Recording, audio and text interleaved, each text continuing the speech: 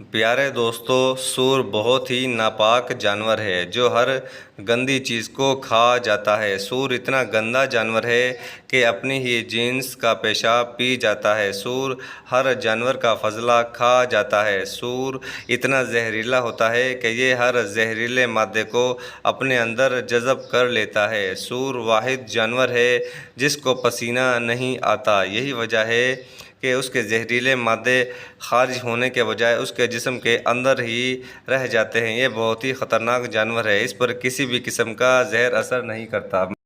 مغربی لوگوں کا کہنا ہے کہ اس پر سانپ کے کاٹنے کا اثر بھی نہیں ہوتا۔ اللہ پاک قرآن پاک میں فرماتا ہے، آپ فرما دیں کہ میری طرف جو وحی بھیجی گئی ہے اس میں تو میں کسی بھی کھانے والے پر ایسی چیز کو جسے وہ کھاتا ہو حرام نہیں پاتا، سوائے اس کے کہ وہ مردار ہو یا بہتا ہوا خون ہو یا سور کا گوشت ہو، کیونکہ یہ ناپاک ہے یا نافرمانی کا جانور جس پر ذبح کے وقت غیر اللہ کا نام بلند کیا گیا ہو۔ پھر جو شخص بھوک کے باعث سخت لاچار ہو جائے، نہ تو نافرمانی کر رہا ہو اور نہ حد سے تجاوز کر رہا ہو، تو بے شک آپ کا رب بڑا بخشنے والا نہایت مہربان ہے۔ اس آیت کے علاوہ سورہ مائدہ کی آیت نمبر 3، سورہ بقرہ کی آیت نمبر 173 اور سورہ نحل کی آیت نمبر 115 میں بھی خنزیر کا گوشت کھانا اللہ پاک نے سختی سے منع فرمایا۔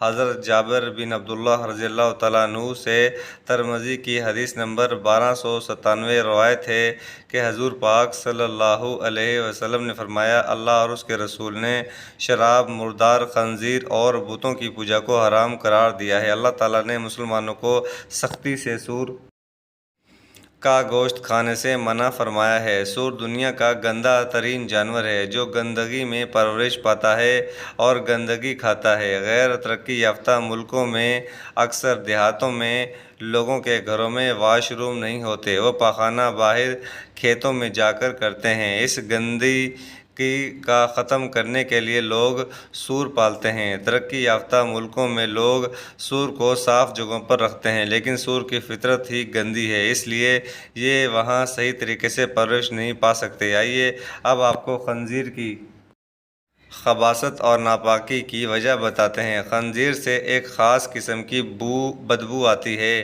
کہ اس کے پاس انسان کھڑا نہیں ہو پاتا، اسی لیے مغربی دنیا میں اس کے جسم پر ایک خاص قسم کا تیل لگایا جاتا ہے۔ یہ دنیا کا واحد جانور ہے کہ جو دوسروں کی غلاظت کے ساتھ ساتھ اپنی غلاظت بھی کھا جاتا ہے۔ خنزیر اپنی مادہ کے لیے خود دوسرے نر کو پسند کرتا ہے اور اس کو گھیر کر اپنی مادہ کے پاس لاتا ہے اور خود ہی ان دونوں کا ملاپ کرواتا ہے۔ یہ دنیا کا واحد جانور ہے جو کہ ہم جنس پرستی کو بہت پسند کرتا ہے۔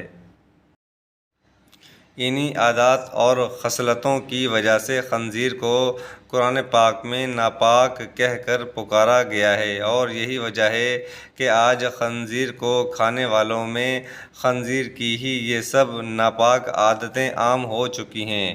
اسی لیے قرآن حدیث میں خنزیر سے کسی بھی قسم کا فائدہ اٹھانے سے منع کیا گیا ہے۔ روایات موجود ہیں کہ یہ کسی بھی نبی کی امت کے لیے حلال نہیں کیا گیا۔ جن علاقوں میں لوگ سور کا گوشت کھاتے ہیں، یہی وجہ ہے کہ وہ ڈانس پارٹیوں کے درمیان اپنی بیویوں کو دوسرے مردوں کے ساتھ ڈانس کرنے کی اجازت دے دیتے ہیں۔ شراب پینے والے اور سور کا گوشت کھانے والے بے شرمی کے کاموں کی طرف جلدی آ جاتے ہیں۔ یہ لوگ حلال اور حرام رشتوں کی تمیز بھول جاتے ہیں۔ مغربی لوگوں کو سور کا گوشت اسی لیے کھلایا جاتا ہے کہ ان کے اندر شرم و حیا بالکل ہی ختم ہو جائے۔ چند سال پہلے جرمن سائنس دانوں نے سور پر تحقیق کر کے پوری دنیا کو حیران کر دیا۔ سر آزلے اپنی تحقیق میں لکھتے ہیں کہ فحش انڈسٹری میں داخل ہوتے ہی اداکاروں کو دن میں کم از کم ایک بار خنزیر کا گوشت ضرور کھانا پڑتا ہے تاکہ ان کی ہوس کبھی بھی ختم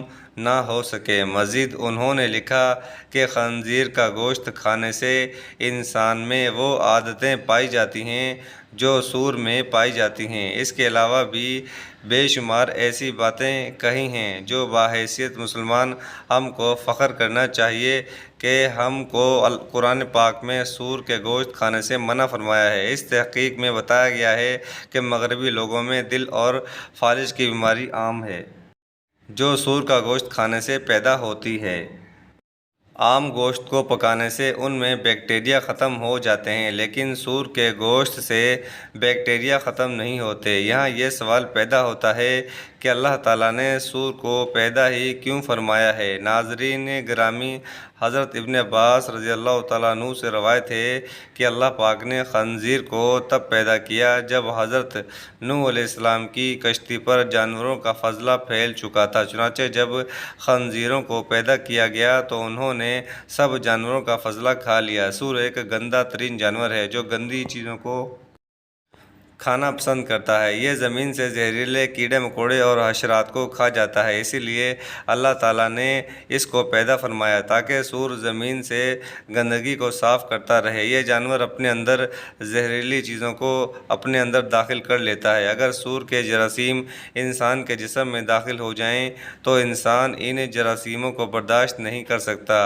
آج سائنسدان یہ کہتے ہیں کہ سور کا گوشت انسان کی صحت کے لیے بہت ہی خطرناک ہے۔ بحیثیت مسلمان اگر سائنسدان ہم کو یہ نہ بھی بتاتے تو ہم کو قرآن پاک میں پہلے ہی بتایا جا چکا ہے۔ ایک تحقیق سے یہ بات بھی سامنے آئی ہے کہ سور کا گوشت کھانے والے انسان میں عام انسان کی نسبت 70% بے حیائی زیادہ ہوتی ہے۔ مغربی لوگوں میں جو بے حیائی عام ہو رہی ہے اس کی وجہ سور کا گوشت ہی ہے۔ جب مسلمان مغربی علاقوں میں جاتے ہیں تو یہ گوشت مسلمانوں کو بھی کھلایا جا رہا ہوتا ہے۔ مغربی علاقوں میں بڑے بڑے ہوٹلوں میں شراب اور کھانوں کے ذریعے مسلمانوں کو یہ سور کا گوشت کھلایا اور شراب میں ملا کر پلایا جا رہا ہے، جس کی وجہ سے بے حیائی عروج پر آ رہی ہے۔ لیکن بدقسمتی ہے ہمارے پاس کوئی ایسی لیبارٹری نہیں جس کی مدد سے ہم مغرب سے آنے والی دوائیوں کو چیک کر سکیں کہ ان میں سور کا گوشت کو ملایا نہیں جا رہا۔ مغربی لوگ بہت ہی طاقتور ہیں۔ یہ یہودی لوگ ہیں جو دوائیوں میں سور کے گوشت خون کا استعمال کرتے ہیں۔ ان کے خلاف کوئی آواز نہیں اٹھا سکتا۔ اگر کوئی ان کے خلاف آواز اٹھاتا ہے تو ان کو یہودی پیسوں سے خرید لیتے ہیں۔